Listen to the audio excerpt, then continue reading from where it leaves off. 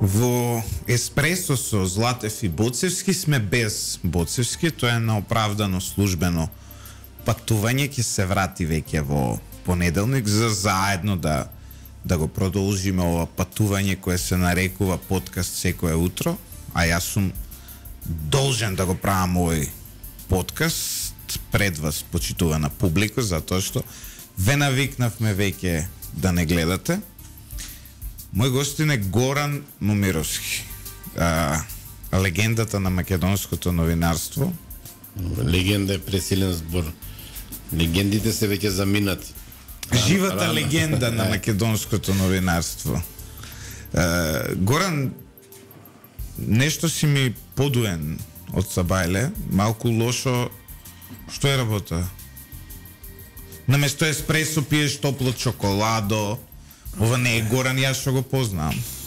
Па добро, сега ние овде дојдеме да зборуваме за политички теми пред се, но и ова е политика.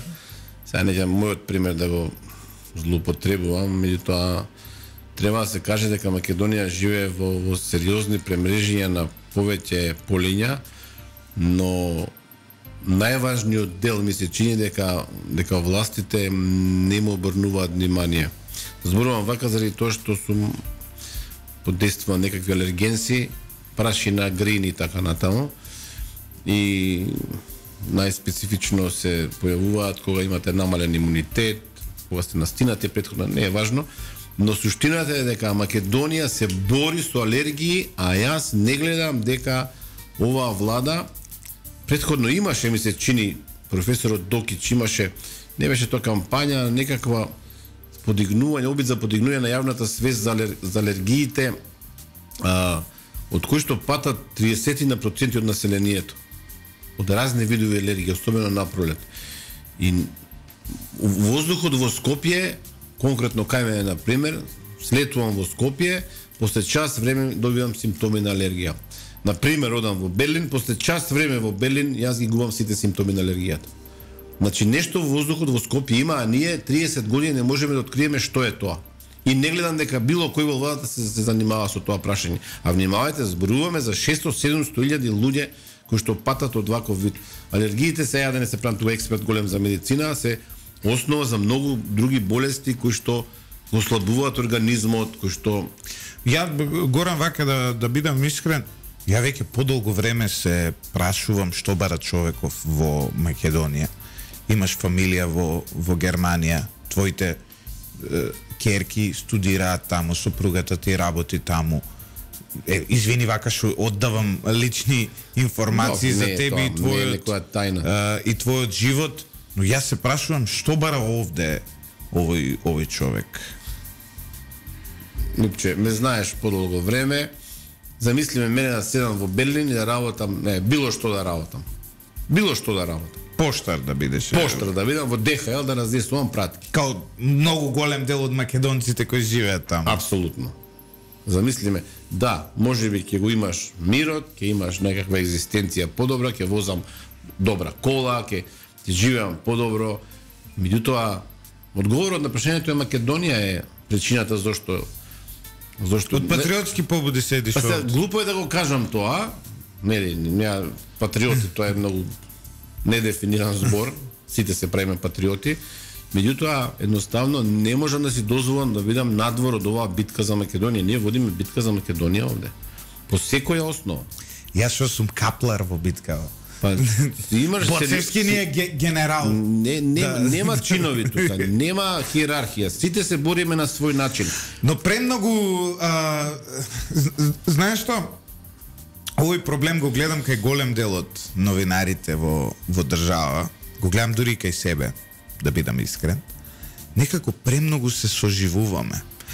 Мислиме дека она што го работиме е претерано важно, а всушност ние твориме, работиме, живееме во една провинција на провинцијата. Една тотално неважна точка од светов, која е убедена дека е центар на светот. Многу добра теза и во право си, меѓутоа прво околу прашањето за тоа дека многу емоции покажуваме во нашата работа и многумина ми го рекле тоа, зашто се жештиш, зашто се нервираш, зашто Македонија е емоција, Злате, сега делувам патетично, многу можеби, но Македонија е емоција. Вие како ќе гледате Македонија, рационално ќе гледате Македонија? Ако гледаме рационално, прашањето од претходното прашање, одговорот е дека треба да си заминам веднаш и да не се вратам овде. Особено кога имаш таква добра прилика. Кога имате каде, не прилика, вие имате, имам систем каде што можам денеска за утре да го сменам и да живеам подобро. Меѓутоа, се живеели подобро без Македонија. Јас сум овде роден во Скопје, така, се чувствувам како дебарчанец, а сум роден во Скопје.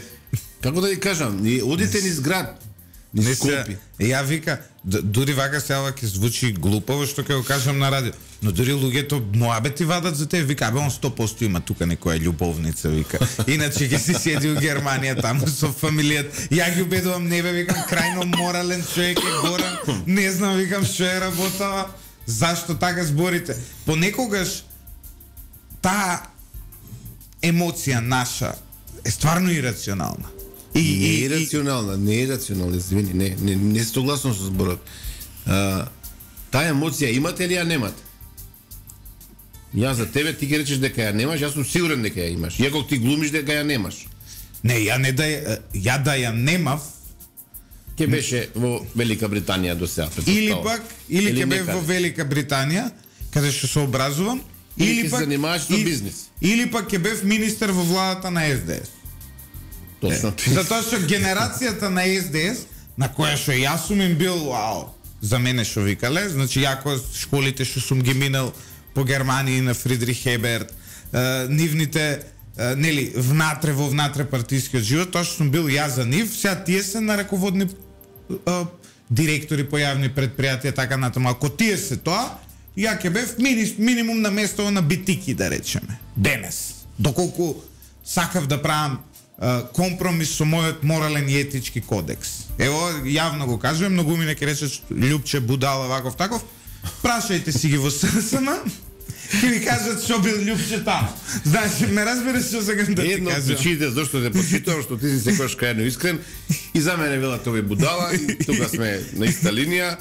И нека зборат луѓето и за љубовници, и за скриените мерцедеси, и за бизнисите, и нека зборат луѓето. Не е ништо тоа спорно. Но ти си најдобар пример за ова што го зборувам, дека Македонија е емоција. Си можел, јас согласувам, дека си можел да си останеш во СДСМ, да се бориш тамо, да... Сега ќе имав и поголем стан, и поубава кола, ќе одев на летување на поубави места, ќе имав све поише од сега. Но ќе немаше мир во срцето. Ја пак ќе речам, ова делува многу патетично, но луѓето што не но ништо од тоа не би го сменил за овој микрофон. Овде што го имам и на кој си зборам секоја сабајле. Ништо од тоа не би го сменил за чистата совест. Ја гарантирам дека чистата совест. Ние знаеме точно што правиме и зошто го правиме тоа. Луѓето што не познаваат ги шират овие муабет и некои што не познаваат ги шират овие муабет, има и такви, нели? Мито тие кога ќе не запознаат луѓе сега. Па ти си нормален човек, нормално размислуваш, здраво размислуваш, возиш кола 20 години стара, шо е сега финтава, намерно ли? Луѓето не разбираат дека животот е прекраток. Вие може да возите и не знам, Ламборджини од 300.000 евра, ако не ви е мирна душата. Сега емисија испадна како нека психолошка исповест, но мислам дека доловуваме што е Македонија. Ке ставиме наслов исповед на Горан Момировски, ке отиде на Виус, поише нешто и ке ќариме од монетизација. Дај Боже. Знаете како, шетаме и со колегата Драган Милосавлевич Заспи, ако можеш, и сам се разбира, шетаме низ Македонија. Немате поголемо богатство кога ќе седнете во чаршија во Прилеп, например, не сме били одамна, сакаме да одиме, или во Охрид, еве почесто одиме, или во Дебар, еве кај што Дебар се најголем дел, поголем дел на населението се албанци, македонци, муслимани или турци или не е важно роми. Ја од Дебар не можам да платам кафе. Шетам по улицата главна и луѓе ме застануваат и знаете, обично велите албанците не гледаат македонски телевизии, апсолутно неточно. Гледаат луѓето и ви даваат поддршка. Тоа дури ве почитуваат и повеќе од македонските од албанските новинари. Да, од албански новинари, да. А тоа е не поради друго. Сега ја ќе дам една мала критика и кон нив. Албанските медиуми во Македонија се поставуваат премногу партиски, премногу подработуваат за нивните политички партии во македонските медиуми постои идеолошка поделба, тоа е факт, но во албанските медиуми постои партиска поделба. И тоа е малку нешто што повеќе го фрустрира населението. Но важи и за македонските медиуми, да бидем искрени, во македонските медиуми имате пропартиски, мада се согласувам дека поделбата е малку поинаква, можеби не идеолошка, ја би ја крстил промакедонска и пронемакедонска, еве. Така би ја крстил. Но не е важно, сакав да кажам, тоа богатство, да вие некој што прв пат го гледате во животот и седнувате со него еден час, во Охрид ми се случи со луѓе од Охрид, пензионери, двајца да седнам, или да појдам дома кај луѓе на пазар ме сретна во Струга, да појдам кај нив дома и да ручаме, да си пиеме ракија, салата и да си разговарате, како да ви кажам, нема поголемо богатство. Тука се разликуваме малку јас и ти. И мене ми се случува исто, не дека не ми се случува, мене ми е малку непријатно, морам да признам. Па не ми е непријатно. И јас затоа најчесто кога се шетам еве низ Скопје, со капче се шетам, со наочари, ве знаеш, тренер кај ќе ставам да не ме видат во предпознатливо издање, за знаеш, еве, нек идам на банкомат и чекам се редица 5 души на банкоматов да проверам дали имам нешто пари, немав, небитно. И небитно, да. Да. Има многу пари, небитно, да, но чекам, знаеш, онака и пред мене имаш една жена, еден маж, позади мене еден и ме гледаат и одма ме прашуваат што е ова што се десило со Бугарија, овој вака рекол, но и така рекол. Егам, луѓе, стварно ми е преку глава да анализи да правам. Значи, викам, пари дојдов да си извадам, како да ви објаснам. Ама не, ние те гледаме, те почитуваме. И знаеш кај е проблемот? Ја ги разбирам и нив, не ги обвинувам. Ти имаш одговорност кон нив, затоа што они ти се гледачи, слушатели, фанови. Но имаш одговорност и кон себе, кон своето семејство и така натаму. Ти треба понекогаш мир. А проблемот е што секој од нив има што да ти каже, секој има што да те поучи и така натаму. И малку кај една индивидуа тоа знае да создаде многу често и проблем. Тебе не ти создадува проблем кога ќе поминеш и кога 5 души ќе те застанат, ќе видиш не можеш на рад да си ја завршиш работата по која се тргнеш. Тебе и сум ги дашли за тие работи. Кога не ми е до друштво и разговор, не излегувам, седам дома, си одмарам. Кога сакам, знаете како, луѓето имат потреба да си ги споделат маките. Утрово бев пред ден во емисијата, бев на војна болница град, како се град, го многу рано бе у болница? Да. Компјутерска томографија. Се чека многу долго, така натаму, не е важно. Феноменален персоналот, љубезен и едно момче кој што работи таму и првиот пат кога имав сериозни проблеми со здравјето, тој ме снимаше, го прашувам, вели, земам 30.000 денари плата. Че се работи за радиолошки, веројатно техничар, кој што каде да отиде во регионов, не во на запад. Во Германија, ако отиде ќе биде 3.500 евра. Во Босна да отиде на Косово да работи, во Србија да работи, ќе зема сигурно 1.200-1.500 евра плата. Зема 30.000 денари, кој што е помалку од просечната плата во државата. Внимајте, од неговата умешност зависат животите денеска на 20-30 луѓе. Значи, тој ја прави таа КТ, нели, томографија кога ве ставаат во тунелот, нели, за да ве снимаат, така натаму. И тоа се работи, а во исто време гледаме конкурси каде што примаат асистент на асистентот 48.000 денари, но доле пишува мора да биде по националност тој, мора да биде по националност тој. Како да ви кажам, и затоа ги разбирам луѓето кога решаваат да се селат од државата. Се враќаме се на првото прашање, зашто јас не сум мислен.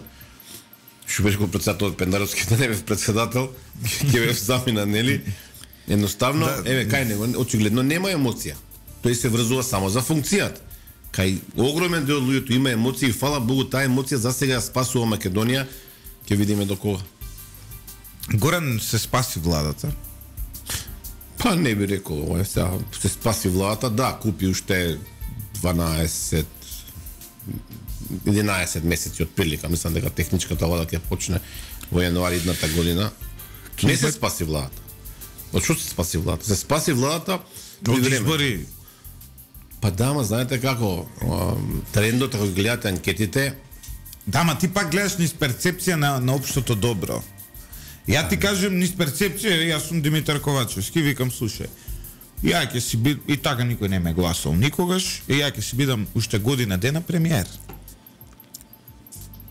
Тоа е спасувањето, Уште година дена ја ќе бидам главна фаца од државата. Уште година дена ќе се шетам по светот, нели, по средби, медби. Ќе си имам можност бизниси да договорам.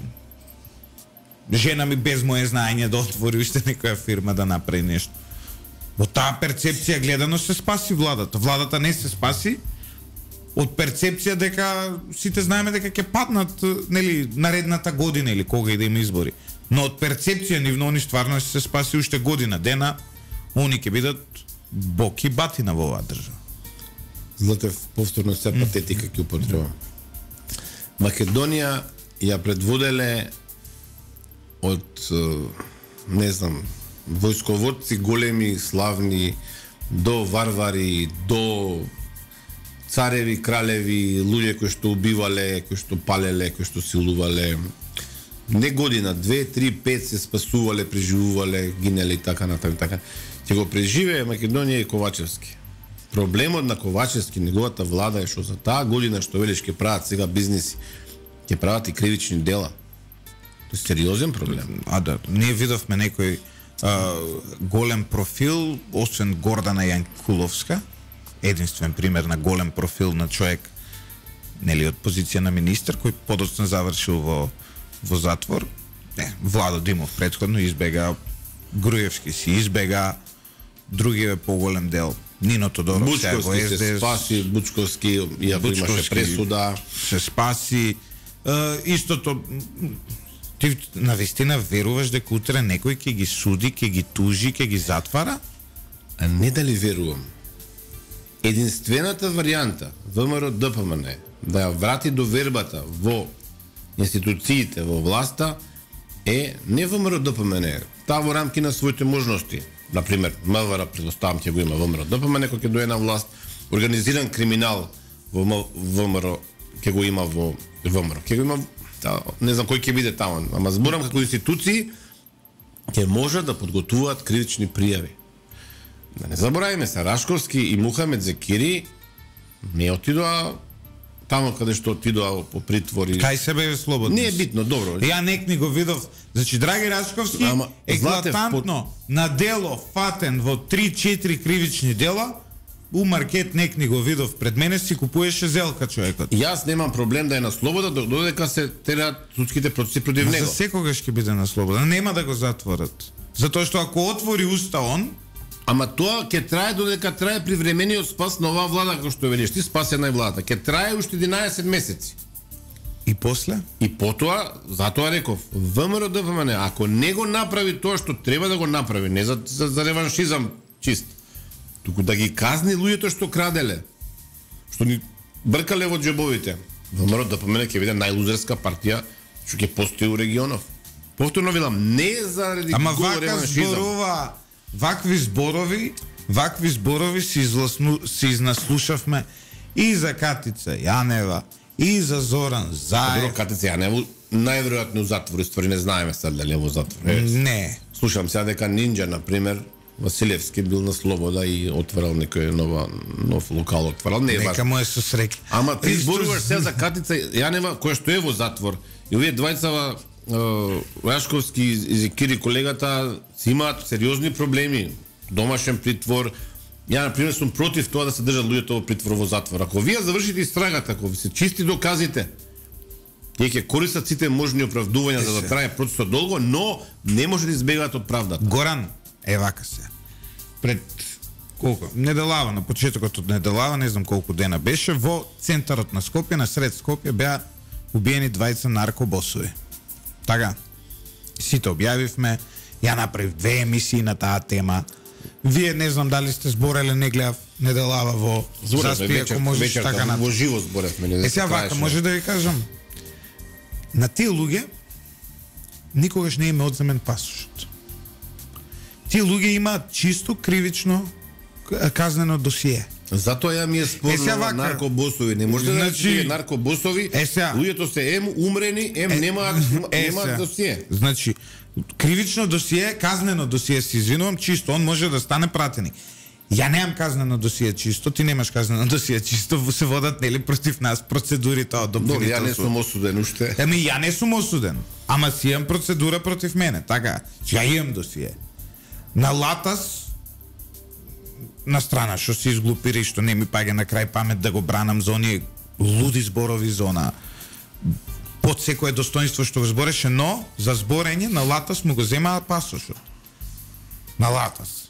Кај ќе бегал Латас? И предходно СЈО го гонеше, па не избегал, сега ќе бегал негде Латас, за ова што зборел у подкаст некој си на YouTube некаков. И сега, него му го земаат пасошот. Има други луѓе под прогон и така натаму. Но вие никад не им го земале пасошот. Никогаш пасошот на Јетон Жила и на тој Лаци и на тие што никогаш никој не им го земал пасошот. Нивниот бос со македонски пасош си живее во странство без никаков проблем. Никој не го гони, нигде нема потерница за него. Нема ништо. Знаеш. И сега ние ќе зборуваме за казнениот систем. Они не може да ги казнат овие што убиваат, што дрогираат, што нели дрога што продаваат. Ти очекуваш дека овие ќе ги гонат за корупција? Не, ја очекувам дека, пак ќе речам, сакам да ставам бреме на товар, сакам да ставам на ВМРО ДПМН дека ако сака да дојде на власт, ќе мора да ги решава овие проблеми, инаку да сме живи, здрави, јас и ти, нема да молчиме. Кога тоа ќе се случи, заради тоа што спасот на правната држава, за жал во Македонија, не може да дојде од независни институции, мора да дојде од политичкиот врв. Сега нема политичка волја и тоа е јасно зошто. Тие луѓе кои што треба да бидат гонети во моментов, работат за политичките партии или се најмени од нив или имаат клиентелистички односи и така натаму, така натаму. Но ВМРО ДПМН, ако сака да ја спаси Македонија, внимавајте, ние имаме уште една шанса да ја спасиме Македонија. Тоа е со промената на власта што ќе дојде кога и да е. Таа шанса ќе биде последна, ова делува фаталистички, ама ја стварно верувам дека е така. Ако дојде ВМРО ДПМН и почне да краде, почне да шурува со криминалци, почне да прави штетни компромиси, толку е нема Македонија. Луѓето веќе не веруваат во државата. Пова што го збориш ти, според тебе известно е дека ВМРО ДПМН ќе ја предводи идната влада. Па сега ги гледам анкетите и тоа, сега не зборам за анкети за кои што може да кажеме дека се вакви такви, зборам за анкети како што се, не знам, ИРИ, американска институција, организација, Market Vision, која што нема партиска афилијација. И гледам по тоа што истражителите на јавното мислење, истражувачи на јавното мислење од значи блиски до СДСМ и ДУИ не објавуваат анкети. Тоа не го правите кога гледате дека е катастрофа, не може да лажете толку многу. И се кога сме кај ова проблематика, една од рак раните на македонското општество институции се тие тендери. Јас зборував вчера во емисијата на Канал 5 на Само вистина бев. Завчера беше. Завчера беше, да, деновите ми се мешаат. Од алергија очигледно. Па меѓу другото и од тоа, Бујар Османи објавува во МНР тендер и бара тamo некаква услуга за дизајн, нешто за печатење веројатно некакви материјали. Шифрата која што ја бара за да може да аплицираат компаниите треба да биде истражување на јавно мислење, а услугата што ја бара е дизајн. Во македонските закони тоа е изместено. Ова влада го смени законот, сега може само една шифра да има една фирма, као централна, нели, приоритетна, другото е башка. И сега точно се знае која е компанијата која што има шифра за истражување на пазарот, на јавно мислење, може да направи дизајн. Рейтинг. И таа добар рейтинг. Бујар Османи има добар рейтинг, или сака да има добар рейтинг, еве, ќе кажеме така. Таа компанија што ја спомнавте вие е блиска до владата, таткото на човекот кој што ја води, нели е идеолог на СДСМ, беше министер и така натаму, така натаму. Значи не е битно, еве, може би има некоја друга, меѓутоа. Зашто еве ја да не можам да учествувам? Ја имам фирма која маркетинг има дејност. Зашто да не учествувам јас со мојата втора фирма, може ја болje ќе му давам на Бујар Османи? Или а ја ако излезам ќе биде скандал, му дале пари на Златев, но и стварно со право ќе биде скандал, затоа што мене кој би ми дал пари да правам дизајн? Мене би ми дале пари за да ги промовирам. Нешто што одбивам да ги земам тие пари, никад нема да ги земам, но Внимавај уште на работа. Нема сума во тендерот.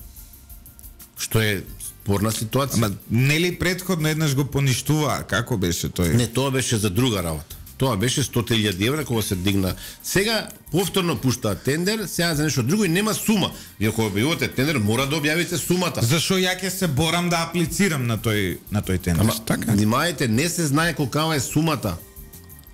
И само ќе се јават на таа агенција која што треба да види, ќе што стави 100-200.000 евра. Така? Те гледав на таа емисија, беше со колегата мојот Бивши колега, сега директор. Да. Да се разбереме, директор од државна компанија. Си размислувал некогаш да влезеш во политика? Ја еве кај нас, долу у коментари стално пишуваат, викнете го Горан Момировски, затоа и те викаме. Освен што те почитуваме, нели? И ти што не почитуваш, па се правиме војвода Сердаре. Нашите слушатели постојано викаат, ти праќав нели скриншот и викам дојди Горан, народот те бара.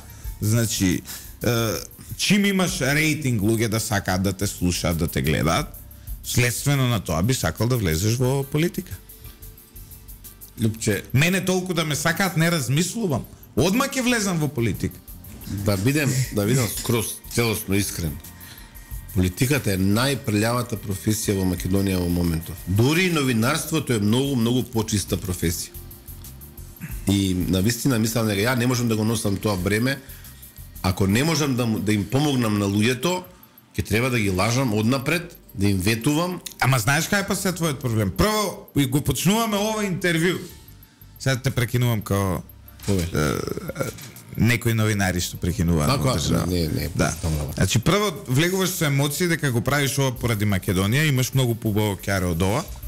И ја ти викам, окей, ај влези у политика, среди ја Македонија, и ти викаш, ама ја не можам тој товар да го поднесам. Многу не фер од твоја страна. Не фер. Како реков на почетокот јас. Ние сите треба да го правиме тоа што можеме. Јас ова го правам најдобро. 30 години го правам. Да се разбереме веднаш. Ја не исклучувам дека некогаш можеби ќе трнеме по патиштата на Черчил, сега колку и да е претенциозна споредбата. Така. И јас сум поружен, така што ја може поише да тргнам по Значи, јас сепак мислам дека политичарите имаат капацитет да ја вратат Македонија на вистински правец. Повторно ќе речем. Особено Артан Груби. Сега зборам за политичарите, не зборам сега за луѓето што имаат други агенди, не политички агенди. Но во секој случај само да подсетам. Не знаат луѓето. Борис Трајковски ме викаше да му бидам портпарол и тамо советник во кабинетот. Бранко Црвенковски преку една наша колешка ме викаше да му бидам портпарол само. Други министри од СДСМ, од ВМРО ме барале, че сум имал 6-7 прилики да влезам во политика и тоа на прилично високо ниво. За сега стварно мислам дека подобро помагам на Македонија со ова што го правам вака. Еспресо со Златев и Боцевски без Боцевски. Горан Момировски наш гост. Не забравяйте да стиснете subscribe на нашиот канал на YouTube. Одиме со пауза за реклами по која се враќаме во вториот дел од нашето интервју во кое ќе дознаеме кој е пеколниот план на Ковачевски и Зечевич. Еспресо со Златев и Боцевски без Боцевски, туку со Момировски. Ова е еспресо со Златев и Момировски, а Момировски не пие еспресо, пошто има алергија, пие топло чоколадо, така што Ама очигледно ниту сме протеинско. Значи утринава ниту сме еспресо, ниту сме со Златев и Боцевски. Значи вака генерално.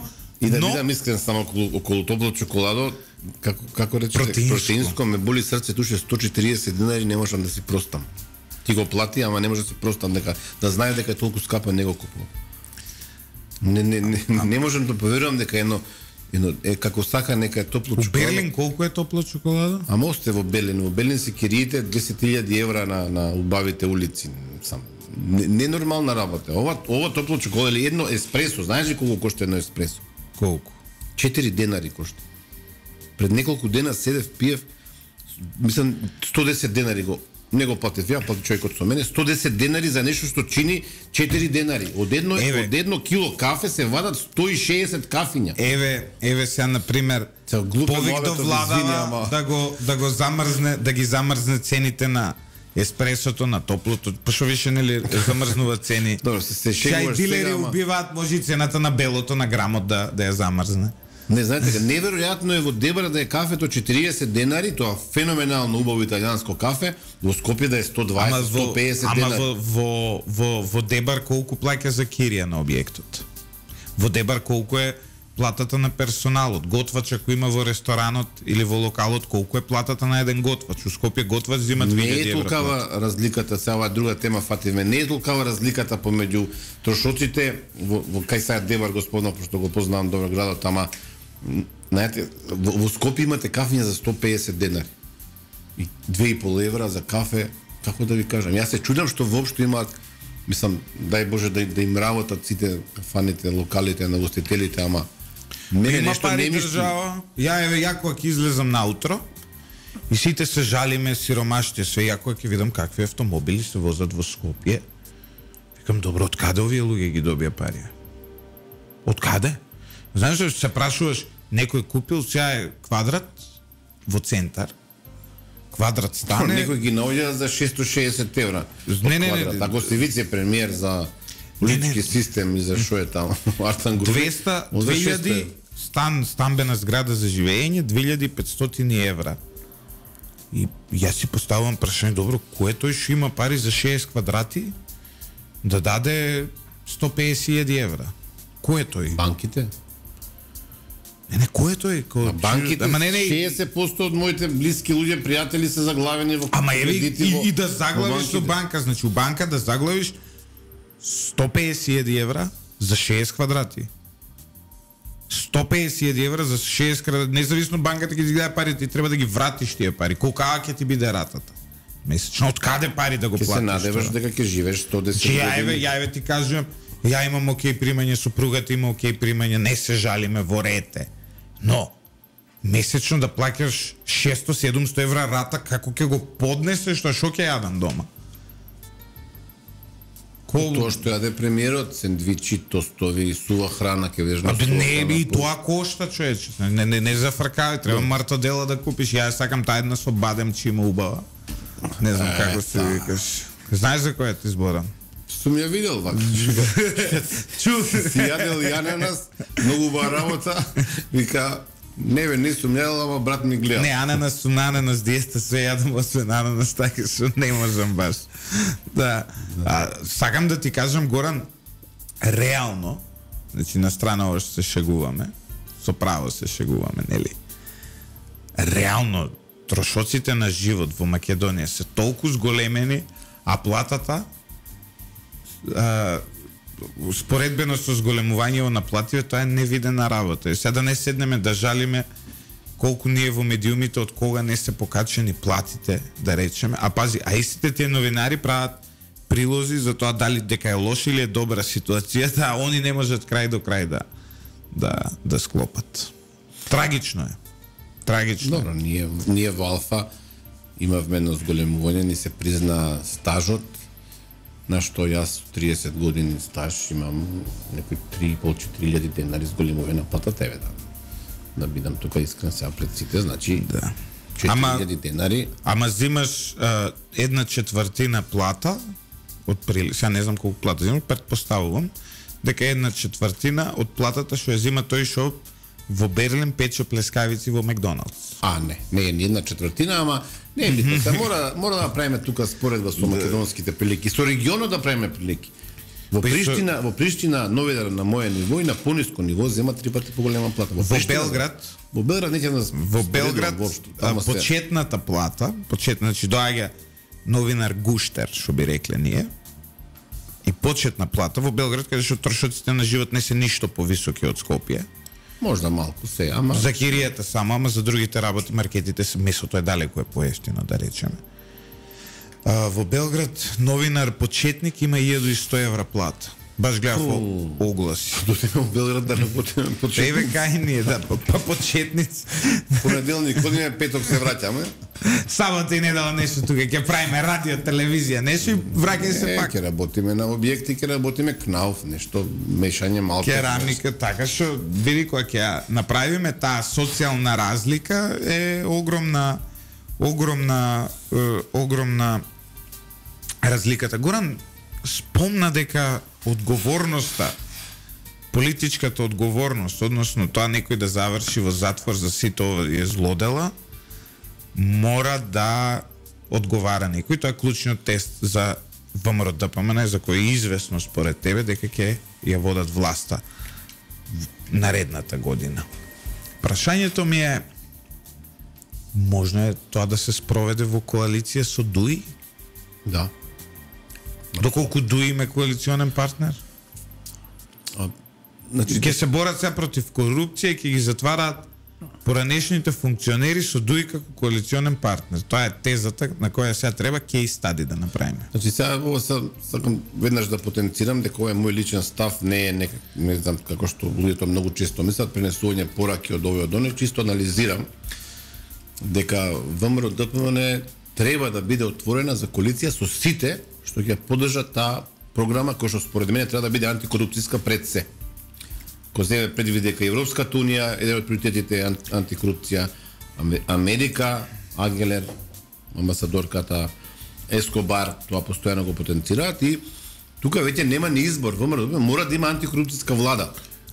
Но можно ли е влада со ДУИ да биде антикорупцијска влада? Сега, секој што ќе сака, сега јас зборам како новинар имам право да анализирам, нели како да сум политичар.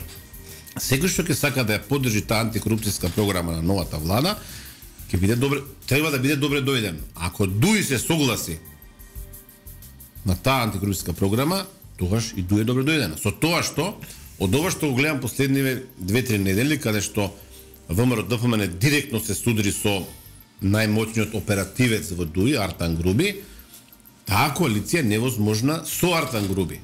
И тука, според мене, ВМРО-ДПМН ќе си настапи. Сакате да поддржите антикорупцијска влада, повелете во владата, ќе добиете тоа и тоа согласно изборните резултати, но Артан Груби не може да биде дел од ова дека не се расчистат судски овие 4 афери се засега.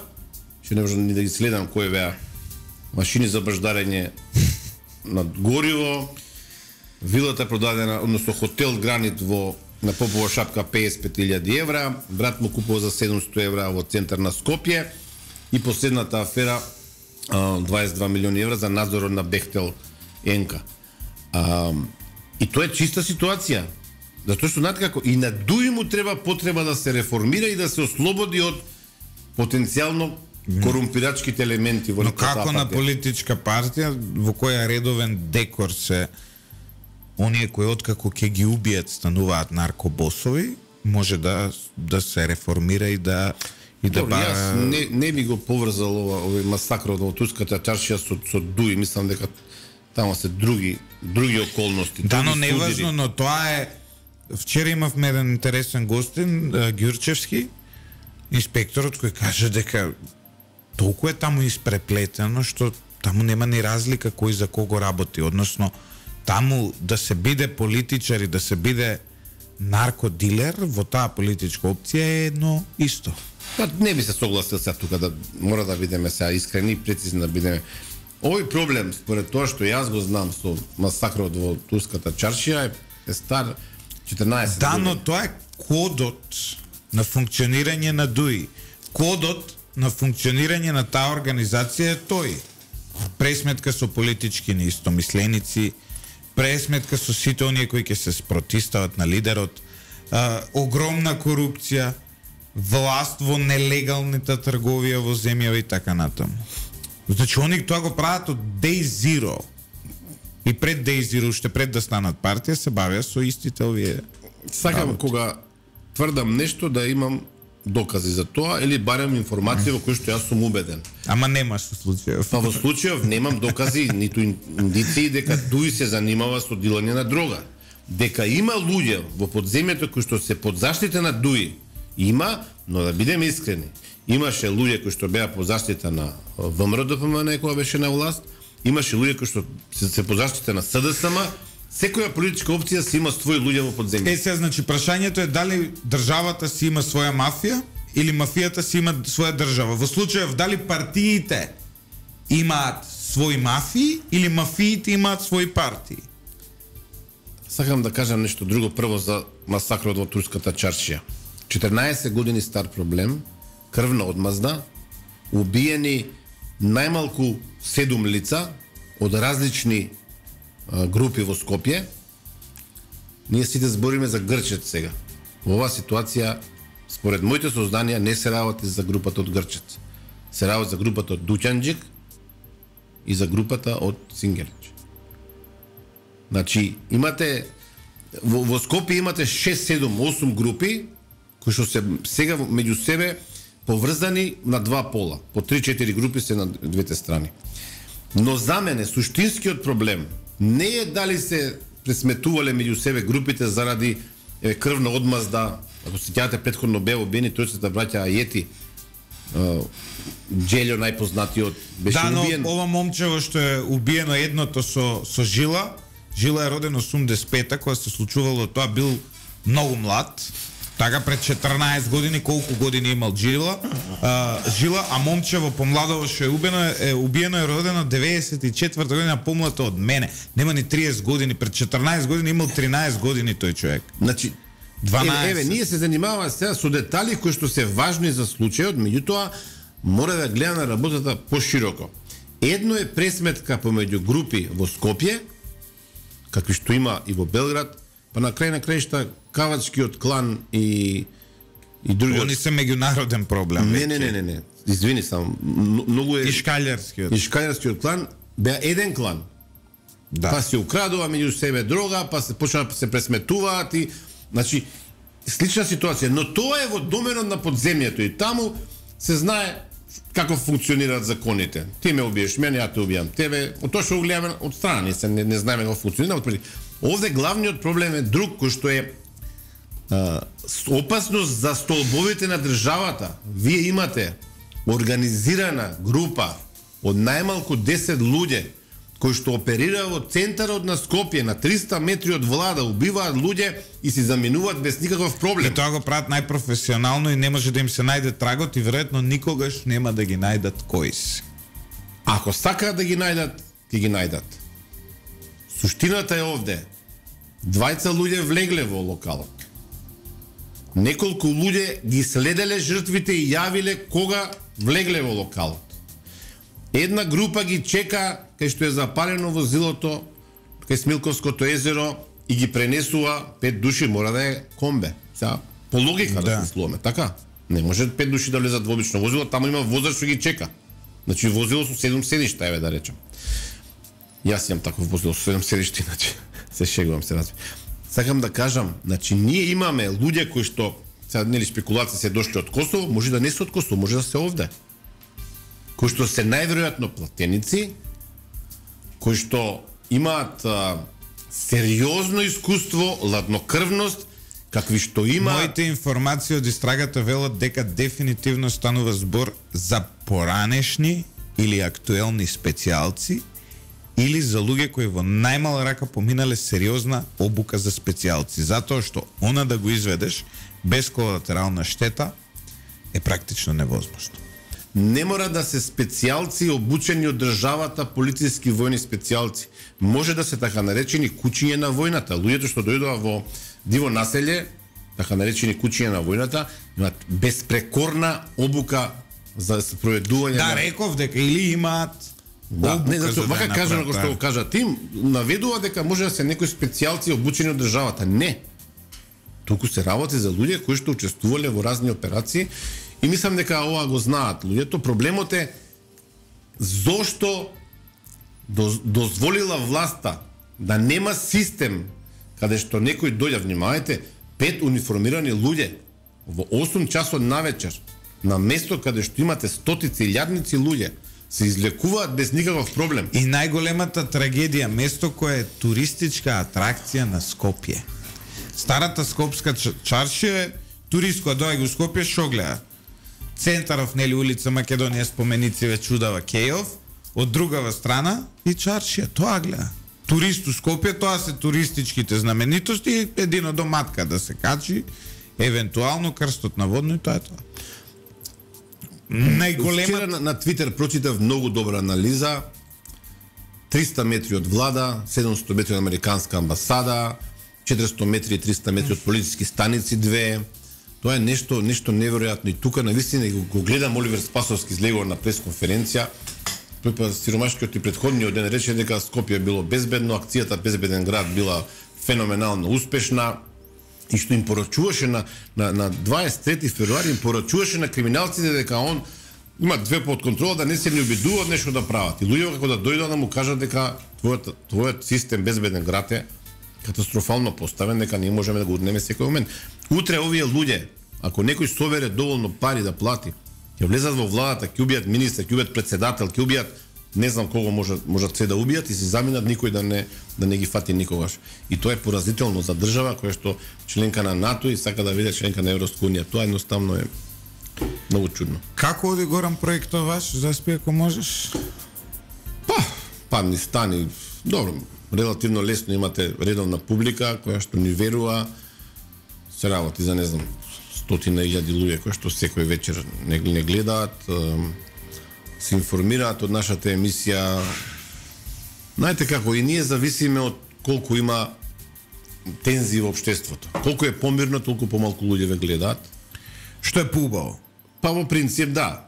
Суштината е дека се обидуваме да направиме некаква анализа и да објавиме информации кои што ги немаат другите, анализа од поинаков агол за да на луѓето им објасниме што се случува. На крајот на денот, ние во 10:30 се емитуваме, луѓето седнуваат се толку многу збунети, шокирани од сите информации што ги добиваат преку денот, што некои луѓе ми велат, чекам да видам што ги кажете вие за да направам јас личен став за тоа што како поминал денот. И тоа е вака многу убава работа, да речем, луѓето што ни веруваат, да. Со нас себе почнуваат и на Сабајле, така што ние викаме сами направите си став, ние не ви помагаме, ние само ние помагаме. Злате, што и да кажете, помагате. Луѓето сакаат, особено луѓе што им веруваат, сакаат да слушнат они што мислат за низа работи и тоа е обврска од друга страна. Некако паднаа нападите кон Алфа од страна на власта.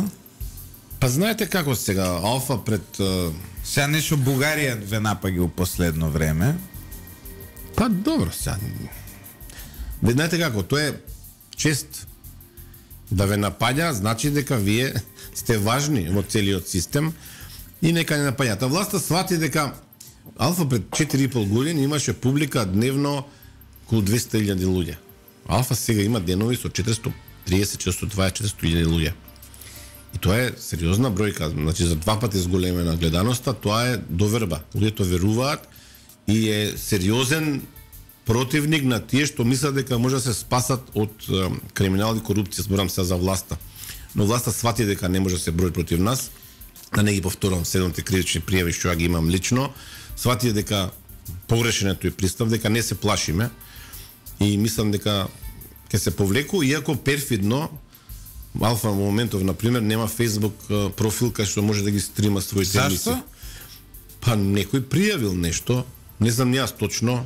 YouTube каналот на Заспи, ако можеш и на Алфа емисиите, веќе не функционира.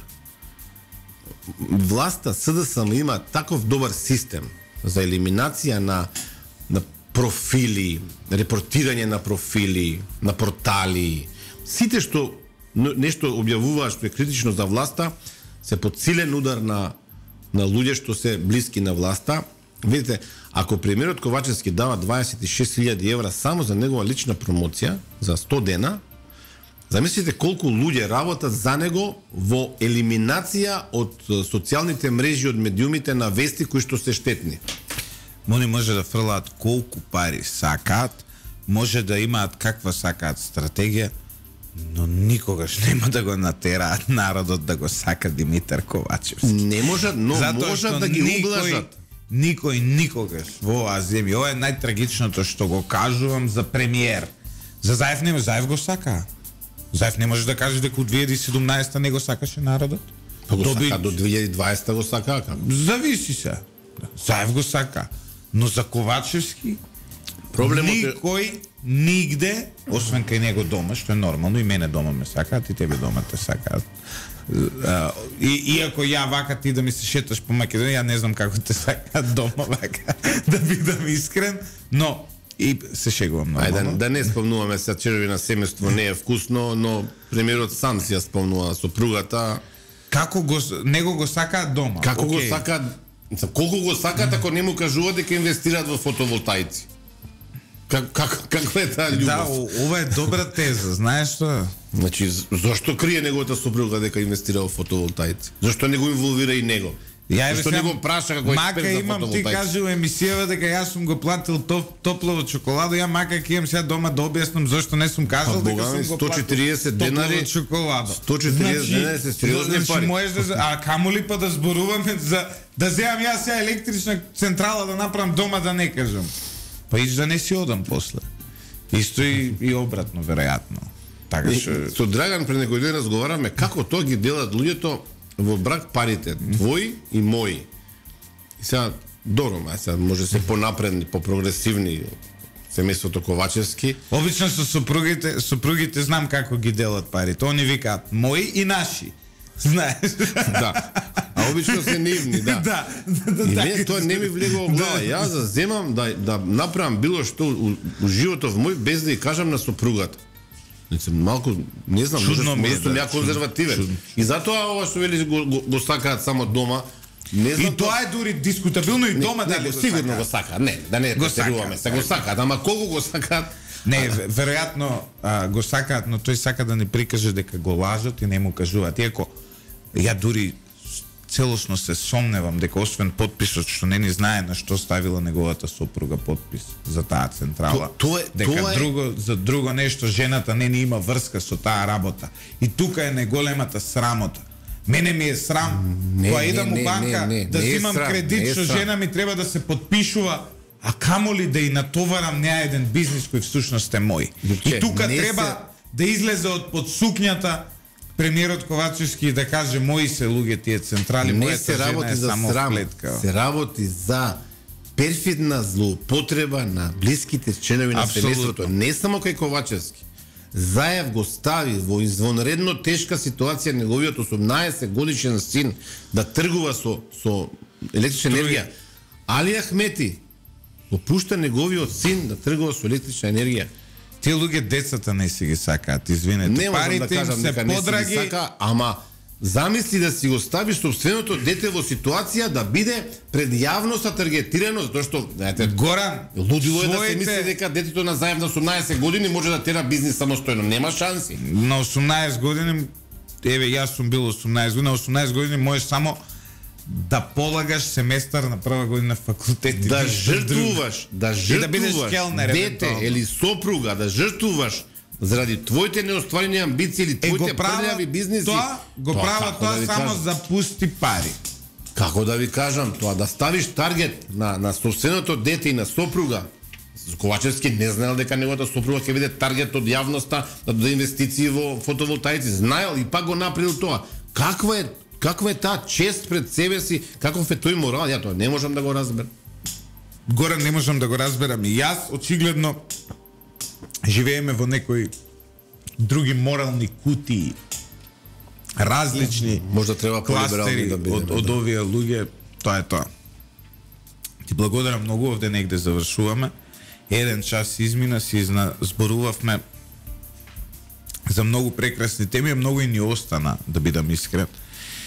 Се надевам дека наскоро ќе те видиме пак овде да биде амбасадорот со неговите ставови. Јас така со двајца поискусни луѓе, од тебе научив многу, ама од двајца вас уште повеќе можем да научам за овие работи.